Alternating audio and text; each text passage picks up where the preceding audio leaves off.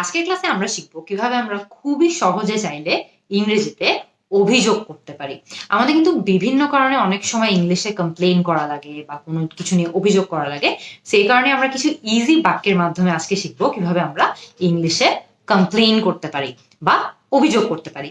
একদম ইজি একটা দিয়ে শুরু করি যে আপনার কিছু একটা নিয়ে হয়তো বা কমপ্লেইন আছে, আপনি একদম বেসিক একটা সেন্টেন্স দিয়ে কিভাবে কমপ্লেইনটা বলতে পারবেন বা কমপ্লেইনটা কারোর কাছে করতে পারবেন। কিভাবে? I think there is a problem with dash. I think there is a problem with the shirt. যে আমি যে শার্টটা কিনেছি সেটা নিয়ে কোনো একটা সমস্যা হয়েছে। I think there is a problem with the drink. আমি একটা ড্রিঙ্ক কিনেছি, ওই ড্রিঙ্কটাতে কোনো একটা সমস্যা হয়েছে। I think there is a problem with the TV. এমন হতে পারে যে আপনি কোনো একটা হোটেলে গিয়েছেন, সেখানে রুমে টিভি কাজ করছে না। সো সেই টিভিটা নিয়ে যদি সমস্যা হয় তাহলে কিন্তু আপনি সহজে এই সেন্টেন্সটা বলতে পারেন যে I think there is a problem with the TV. So খেয়াল করে দেখবেন যে যেই ড্যাশটা আছে ওই ড্যাশটাতে কিন্তু আপনি যেটা নিয়ে সমস্যা ফেস করছেন সেই জিনিসটার কথা বসিয়ে দিলেই হবে।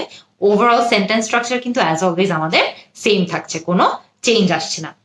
আরেকটা খুব নাইস আর পোলাইট একটা ওয়ে আছে যে ওয়েটাতে আমরা কিন্তু ইজিলি কমপ্লেন করতে পারি। সো আপনি যদি খুব নাইস হয়ে বা খুব সম্মানজনক ভাবে একটা কমপ্লেন ফাইল করতে চান তাহলে কিন্তু আপনি ইজিলি এই বাক্যটা ইউজ করতে পারেন।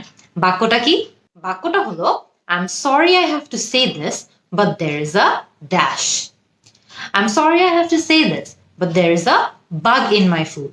যে অনেক দুঃখজনক ভাবে আমার আপনার সঙ্গে এটা শেয়ার করা লাগছে যে আমার খাবারের মধ্যে আমি একটা পোকা পেয়েছি। অথবা I'm sorry I have to say this, but there is a hair in my drink.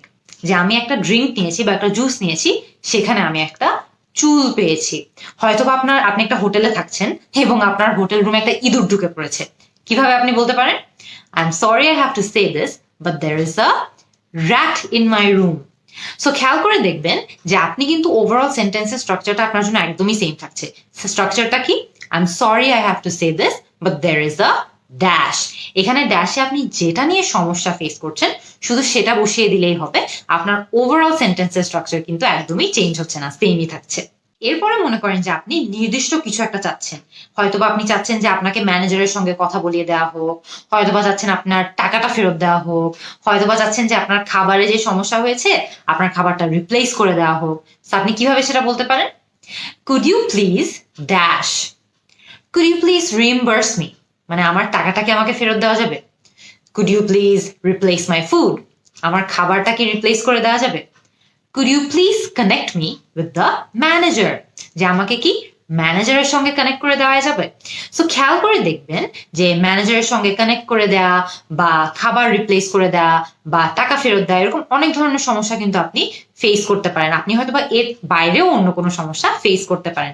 So could you please dash, এই স্ট্রাকচারে আপনি ড্যাশে জাস্ট আপনার সমস্যাটা বসাবেন আর বাকি সবকিছু সেম থাকবে। আপনার অনুযায়ী আপনি যেই সমস্যা ফেস করছেন হয়তো বা এর ভিন্ন সমস্যা হতে পারে, সেই সমস্যাটার কথা বসিয়ে দিলেই কিন্তু হবে, সেন্টেন্সের স্ট্রাকচার একদম সেম থাকবে। হয়তো আপনি কারো বিরুদ্ধে কমপ্লেইন করতে চান, সেটা কিভাবে করতে পারেন? I would like to file a complaint against dash. I'd like to file a complaint against the waiter. যে আমি ওয়েটারের বিরুদ্ধে কমপ্লেইন করতে চাই। I'd like to file a complaint against the manager. যে আমি ম্যানেজারের বিরুদ্ধে কমপ্লেইন করতে চাই। সো খেয়াল করে দেখবেন আপনি যার বিরুদ্ধে কমপ্লেইন করতে চাচ্ছেন শুধু তার কথাটা কিন্তু ব্ল্যাঙ্কে বসিয়ে দিলে হবে। আপনার পুরো সেন্টেন্সের স্ট্রাকচারটা অ্যাজ অলওয়েজ সেম থাকছে। স্ট্রাকচারটা কি? I would like to file a complaint against dash. ড্যাশে যার বিরুদ্ধে কমপ্লেইন করছেন শুধু সেটা বসিয়ে দিবেন আর আপনার কাজটা কিন্তু সেখানেই হয়ে যাবে। এরপরে মনে করেন আপনি বলতে চান যে একটা সমস্যা অনেকক্ষণ ধরে সমাধান হয়নি, সেটা আনএক্সেপ্টেবল বা সেটা একদমই গ্রহণযোগ্য নয়। কিভাবে বলতে পারেন? It is dash that the problem has not been solved yet. It is unacceptable that the problem has not been solved yet.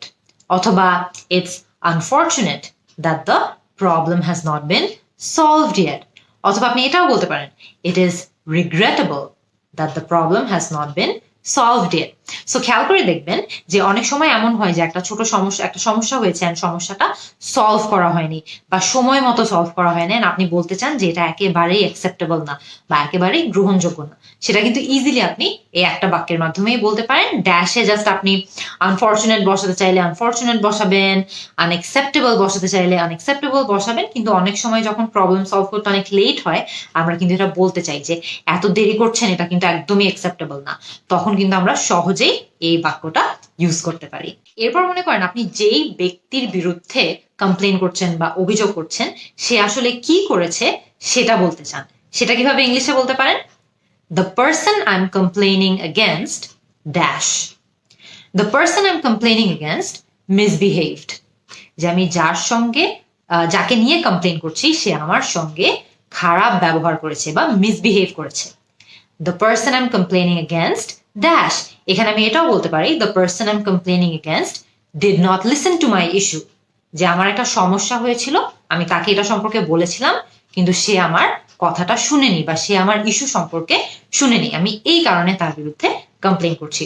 So আপনি কিন্তু যার বিরুদ্ধে কমপ্লেন করছেন বা যার বিরুদ্ধে আপনি অভিযোগ করছেন তার কথাটা জাস্ট ড্যাশে বসিয়ে দিলেই হবে, আমাদের কিন্তু পুরো সেন্টেন্সটা সেম থাকছে। সেন্টেন্সটা কি? The person I am complaining against dash. ড্যাশে বসাবেন যে সে কি করেছে, যে স্পেসিফিক রিজনটার কারণে আপনি তার বিরুদ্ধে অভিযোগ করছেন। পুরো বাক্যের বাকি সবকিছু কিন্তু একদমই সেম থাকছে। সো এই কিন্তু হয়ে গেল কিভাবে আমরা খুবই সহজে চাইলে ইংরেজিতে যে কোনো কিছু নিয়ে কিভাবে অভিযোগ করতে পারি বা কমপ্লেন করতে পারি। আপনারা কিন্তু এই বাক্যগুলো ইউজ করে আমাকে নিচে কমেন্ট সেকশনে যে কোনো কিছু নিয়ে কমপ্লেন করে দেখান তো ইংলিশে, আমি আপনাদের অ্যান্সারের জন্য অপেক্ষা করব। See you in the next class.